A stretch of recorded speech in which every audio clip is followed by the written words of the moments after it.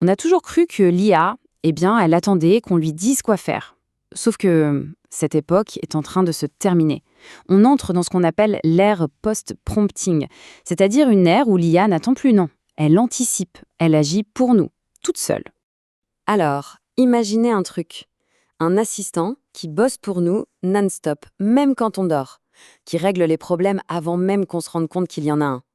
Ça sonne comme de la science-fiction, hein? Et pourtant, c'est exactement vers ça qu'on se dirige. Et tout ça, on l'a appris grâce à une fuite complètement inattendue. Et oui, tout part d'un accident. Une simple erreur, mais pas n'importe où, chez Anthropic, un des poids lourds de l'IA. Et cette petite erreur a, sans le vouloir, ouvert une fenêtre incroyable sur le futur qu'ils étaient en train de nous concocter, bien à l'abri des regards. Concrètement, qu'est-ce qui s'est passé? Eh bien, par erreur, le code source de leur outil Claude Code a fuité en ligne, accessible à tout le monde. Et attention, on ne parle pas d'un piratage, pas du tout. C'était juste une bourde humaine, un truc qui arrive lors d'une mise à jour. Et cette citation du responsable est géniale, parce qu'elle explique que l'erreur vient d'une étape manuelle, qui aurait dû être automatisée. C'est quand même ironique, non? L'erreur humaine révèle un projet d'IA qui vise justement à éliminer l'erreur humaine. Et c'est grâce à ça qu'on a découvert leur plan le plus fou. Parce qu'en fouillant dans ce code, les développeurs n'ont pas juste trouvé des lignes de programme. Non, ils sont tombés sur une véritable feuille de route, la vision d'une IA complètement nouvelle. Une IA qui, en gros, n'attend plus qu'on lui donne des ordres pour se mettre à bosser. Et au cœur de tout ça, il y a un nom, Chiros. Alors, ça peut faire un peu peur, dit comme ça, le démon dans la machine, mais en réalité, c'est un terme technique super courant en informatique. On va voir ça tout de suite. Un démon informatique, qu'est-ce que c'est? Rien de méchant, je vous rassure. C'est juste un programme qui travaille en coulisses, en arrière-plan, 24 heures sur 24. Pensez à votre antivirus ou aux mises à jour automatiques de votre ordinateur. Ce sont des démons. Ils font leur travail sans que vous ayez à leur demander. Eh bien, cette nouvelle IA, elle est bâtie sur ce principe-là. Alors, comment ça marche ce fameux Chiros? C'est super simple, mais hyper puissant. Il tourne en permanence. Toutes les quelques secondes, il a ce qu'on appelle un heartbeat, une impulsion. Il se réveille, il jette un œil et il se pose une seule question. Est-ce que j'ai quelque chose à faire? Si oui, il agit. Sinon, il se rendort pour quelques secondes. C'est tout. Et pour agir, il n'est pas démuni, loin de là. Il a ses propres outils. Par exemple, il peut nous envoyer des notifications push, nous livrer des fichiers qu'il a créés lui-même, et même, pour les développeurs, il peut s'abonner à des projets sur GitHub et réagir automatiquement quand il y a du changement. Voilà, c'est ça, le vrai changement. On bascule d'une IA qui réagit à une IA qui agit. C'est l'aube de cette fameuse ère post-prompting. L'IA ne nous attend plus, elle prend les devants. Mais attention, tout ça, ça ne sort pas d'un chapeau. Si cette révolution est possible aujourd'hui, c'est parce qu'on a de nouveaux cerveaux pour ces agents. Des modèles d'IA qui sont à la fois beaucoup plus puissants et surtout beaucoup plus efficaces. Assez pour tourner en local, directement sur nos machines. Et là, on entre dans le vif du sujet, les moteurs de cette nouvelle génération. Il y a une vraie bataille qui se joue en ce moment, avec principalement deux concurrents qui sortent du lot. D'un côté, on a Google avec Gemma 4, et de l'autre, la grosse surprise, c'est Alibaba avec sa série Qwen, qui est bluffante. Commençons par Gemma 4 de Google. C'est une petite révolution en soi. Pourquoi? D'abord, il est open source. Ça veut dire que n'importe qui peut le prendre et l'adapter. Mais le plus important, c'est qu'il est optimisé pour tourner en local, sur nos téléphones, nos ordinateurs portables. Et ça change tout. C'est plus rapide, c'est confidentiel et on ne dépend plus du cloud. Pour un agent personnel, c'est juste indispensable. Et puis il y a Alibaba. Et là, attention, ils ne font pas les choses à moitié.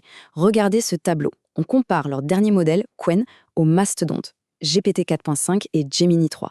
Et les résultats, ils sont juste dingues. Sur des tâches de code complexes, il est devant. Sur du raisonnement en situation réelle, il est devant. Bref, ça prouve que le jeu est en train de s'ouvrir et que des concurrents extrêmement sérieux sont en train d'arriver. Donc, ces nouveaux modèles, que ce soit Gemma ou Qwen, il faut les voir comme la plomberie de tout ce système. C'est l'infrastructure invisible, mais absolument essentielle. Ce sont les moteurs qui vont tourner en silence sur nos machines pour donner vie à ces démons, à ces agents personnels proactifs. Et il ne faut pas croire que c'est juste Anthropic qui a cette idée. Pas du tout. C'est une tendance de fond. C'est tout le secteur de la tech qui est en train de pivoter, et massivement, dans cette direction des agents autonomes. Prenons l'exemple le plus connu, OpenAI. Leur dernière levée de fonds, regardez ce chiffre, c'est juste hallucinant. C'est la plus grosse jamais réalisée. Et tout cet argent, ce n'est pas juste pour améliorer ChatGPT. Non, c'est un pari gigantesque sur la prochaine étape. Les agents autonomes qui agissent pour nous. Et ils le disent eux-mêmes, noir sur blanc. Le but, ce n'est plus d'avoir plein d'outils déconnectés les uns des autres. Ils veulent un système unique, une sorte de super appli d'IA, avec une expérience où tout tourne autour de l'agent. Un agent qui peut naviguer entre nos différentes applications et tout gérer. Et ce n'est pas que pour le grand public. Dans le monde de l'entreprise, c'est pareil. Prenez Salesforce, par exemple. Ils sont en train de transformer Slack, l'outil de messagerie, en un équipier ultime. L'idée, c'est que Slack ne sera plus juste un chat. Ce sera un assistant qui peut résumer une réunion à votre place, mettre à jour une fiche client et gérer des tâches tout seul. Bon, alors, très concrètement, ça va changer quoi dans notre travail de tous les jours, d'avoir ces coéquipiers autonomes? L'impact sur notre façon de travailler et sur la productivité risque d'être colossal. Allez, premier exemple très parlant. Votre site web plante à 3 heures du matin. Scénario classique, le téléphone sonne, c'est la panique. Nouveau scénario, vous dormez. Le matin, en vous réveillant, vous avez une petite notif. Problème détecté sur le serveur à 3h02, redémarrage effectué, tout est OK. L'agent s'est occupé de tout. Deuxième exemple, un client envoie un mail important à 2 heures du matin. L'agent le lit, il comprend l'urgence, il rédige une première réponse pour rassurer le client, il l'envoie et il met à jour la fiche du client dans votre système.